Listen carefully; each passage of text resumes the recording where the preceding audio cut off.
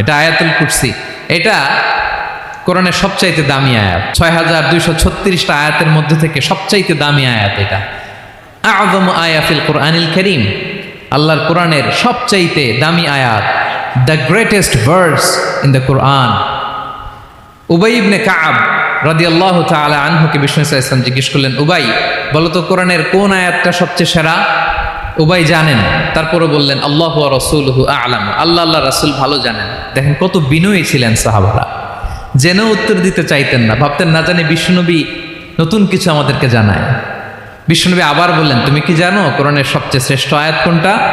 এবার উবাই ভাবলেন এবার আমি উত্তরটা দিয়েই দেই। তিনি বললেন আয়াতুল কুরসি, আল্লাহু লা ইলাহা ইল্লা হুয়াল হাইয়ুল কাইয়ুম, এটা শ্রেষ্ঠ আয়াত। বিষ্ণুনবী খুশি হয়ে উবাই ইবনে কাবের বুকে একটা চাপড় মারলেন, এরকম আদরের চাপড় দিয়ে বললেন, লিয়াহনিকাল ইলমু ইয়া আবুল মুনজির, হে আবুল মুনজির, জ্ঞান এবং প্রজ্ঞা তোমার জন্য